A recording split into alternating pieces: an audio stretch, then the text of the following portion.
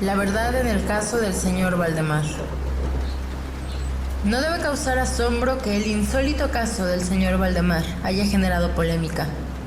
Hubiera sido un milagro que sucediera lo contrario, particularmente en tales situaciones.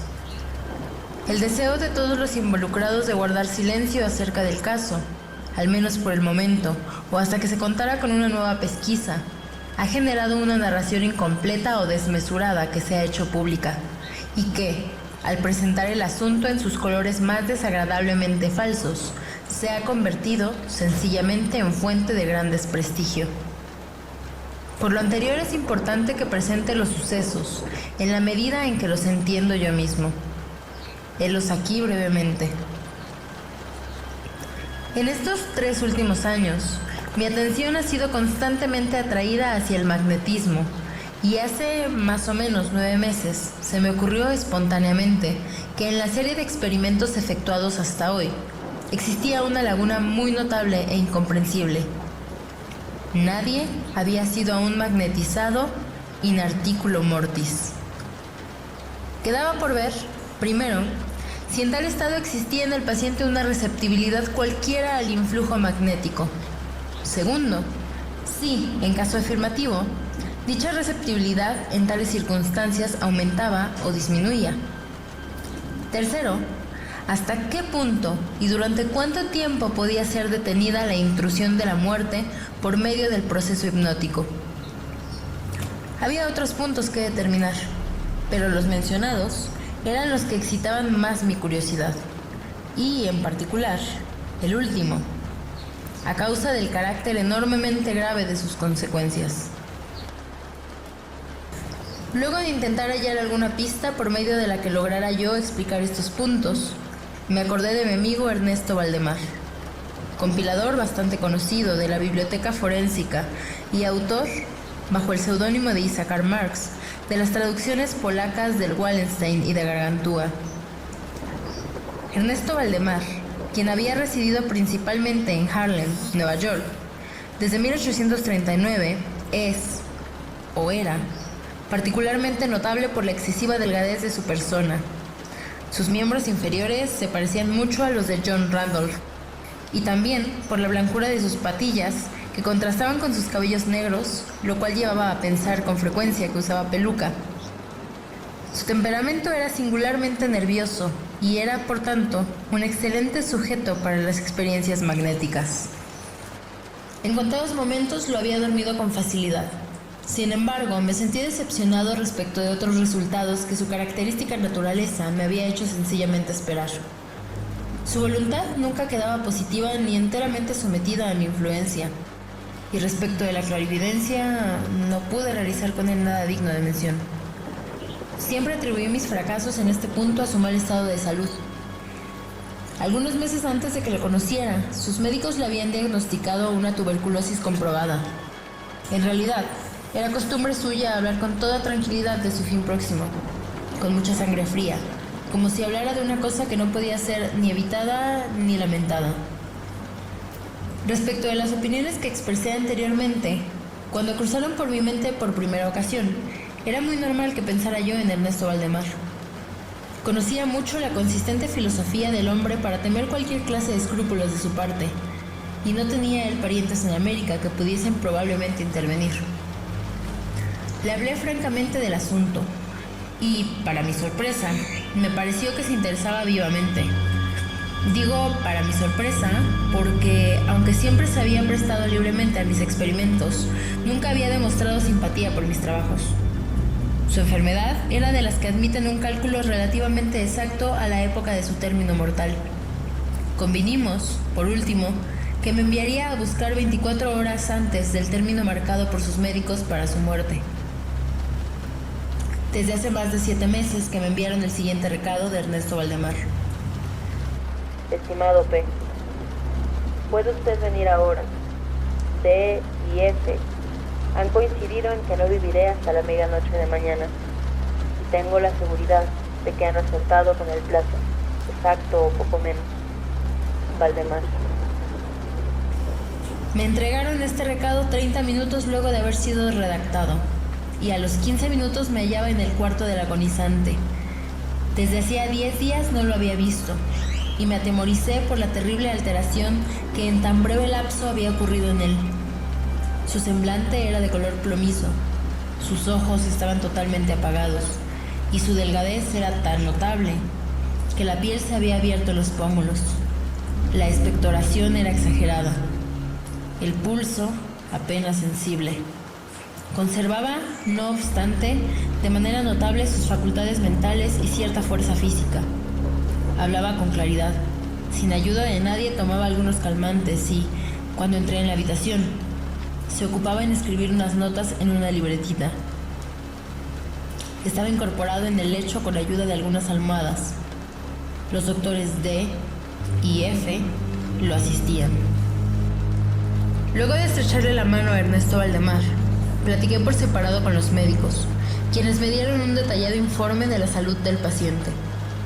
Desde hacía 8 meses el pulmón izquierdo se encontraba en un estado semióseo o cartilaginoso, y en consecuencia absolutamente imposibilitado para realizar cualquier función vital.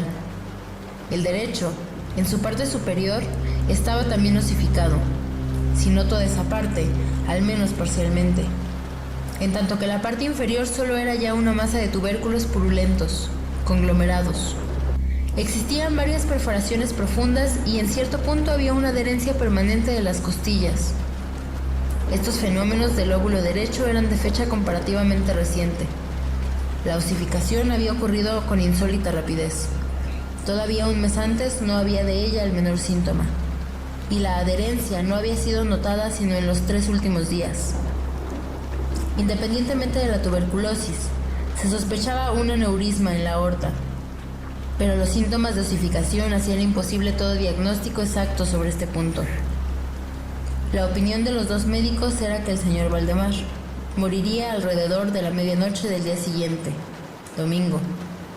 Eran entonces las 7 de la noche del sábado. Cuando los médicos se apartaron de la cabecera del agonizante para platicar conmigo, le dieron el adiós póstumo. No pensaban en volver.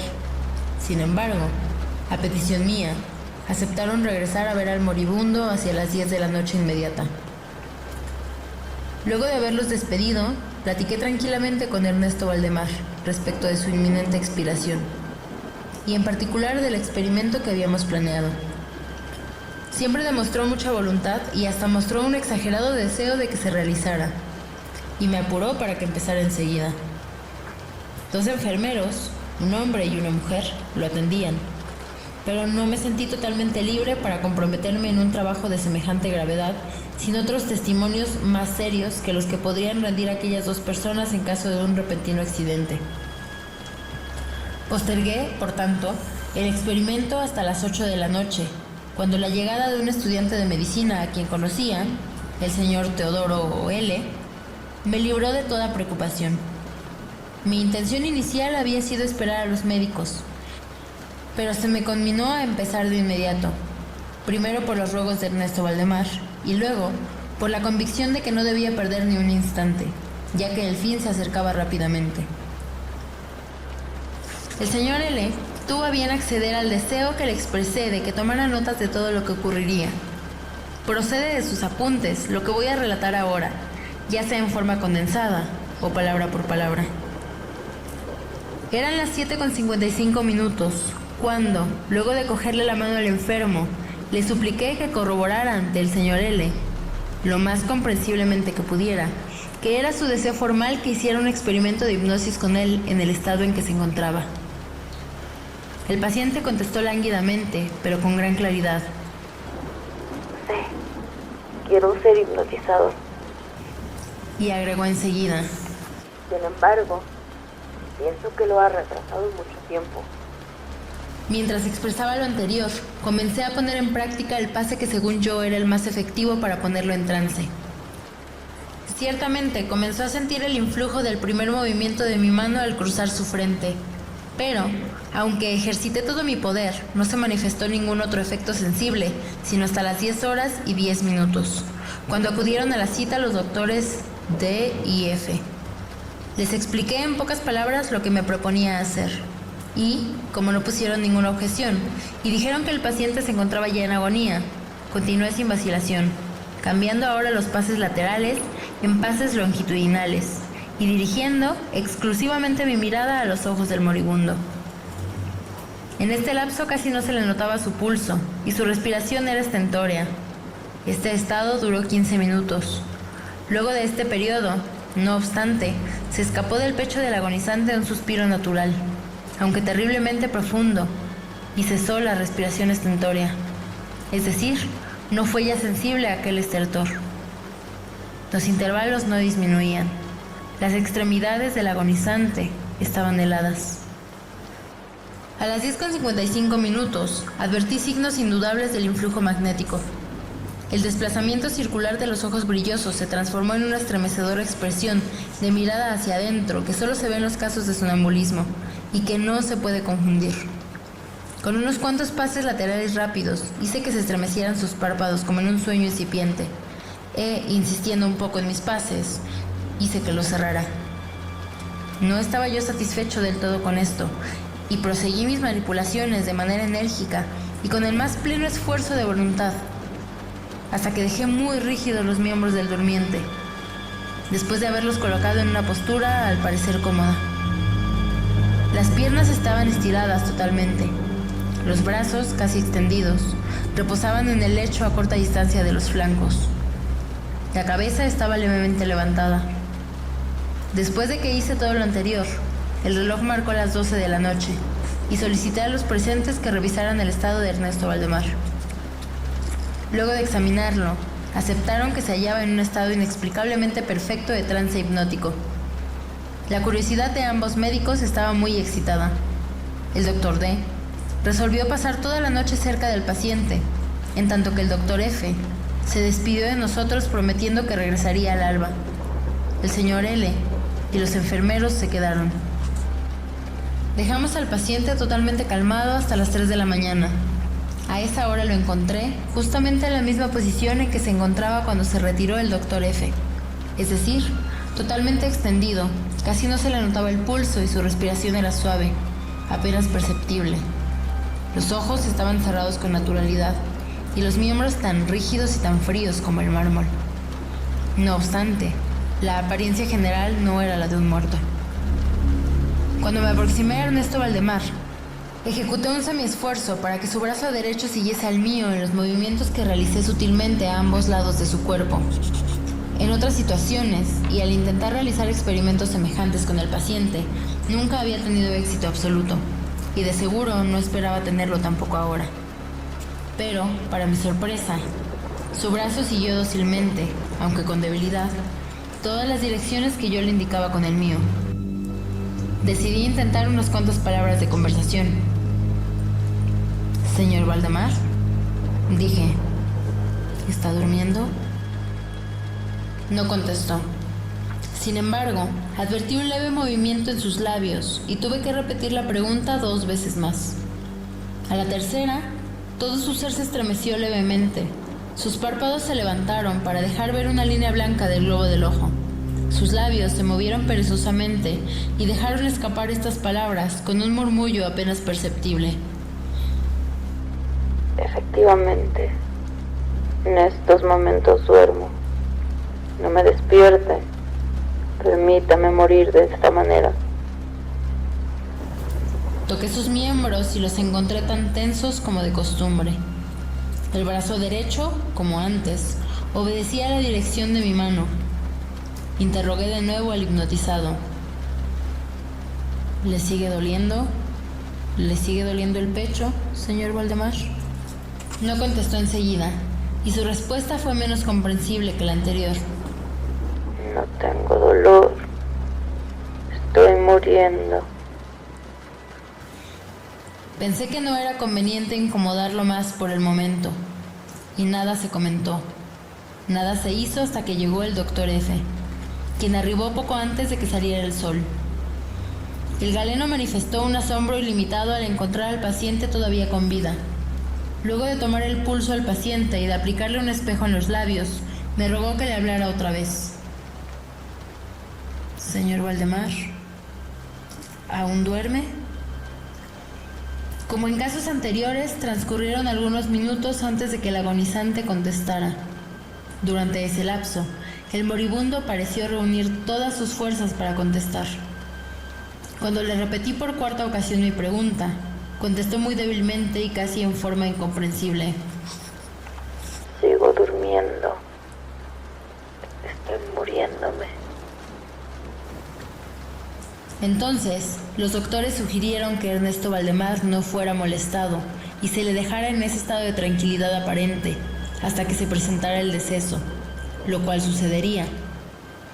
Hubo unanimidad en esto. En aproximadamente 5 minutos, decidí, sin embargo, hablarle otra vez y repetí solo mi pregunta precedente. Mientras yo hablaba, ocurrió una evidente transformación en el semblante del hipnotizado. Sus ojos rotaron en sus órbitas, pausadamente descubiertos por los párpados que subieron. Toda su piel tomó un tono cadavérico. Las 2 manchas éticas circulares que hasta esos momentos estaban vigorosamente fijas en el centro de cada mejilla se extinguieron de golpe. Empleo esta expresión porque lo repentino de su desaparición me hizo pensar en una vela que se apaga de un soplo, más que en cualquier otra cosa. Al mismo tiempo, el labio superior se torció y dejó al descubierto los dientes a los que hacía un instante cubría totalmente, en tanto que la mandíbula inferior caía con una sacudida perceptible, dejando la boca abierta por completo y dejando al descubierto toda la lengua negruzca e hinchada.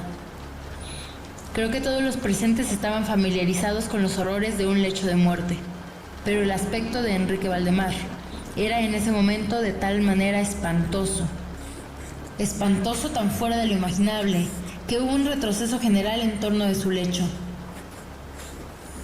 Ernesto Valdemar no tenía ni el más mínimo signo de vitalidad, y después de llegar a la resolución de que había fallecido, lo dejamos al cuidado de los enfermeros, cuando notamos un enérgico movimiento de vibración en su lengua. Esto duró 1 minuto posiblemente, y al terminar este minuto, de las separadas e inmóviles mandíbulas salió una voz tal que sería locura describirla. Hay, sin embargo, 2 o 3 epítetos que podrían serle aplicados con cierto modo. Así podría decir que el sonido era áspero, desgarrado y hueco, pero el espantoso conjunto era indescriptible, por la sencilla razón de que tales sonidos jamás han resonado en el oído de la humanidad. Había, sin embargo, 2 particularidades que, así lo pensé antes y así lo sigo pensando, pueden ser justamente tomadas como características de la entonación y que son apropiadas para dar una idea de su peculiaridad extraterrestre. En primer lugar, la voz parecía llegar a nuestros oídos, a los míos a lo menos, como desde una lejanísima distancia o de un abismo subterráneo.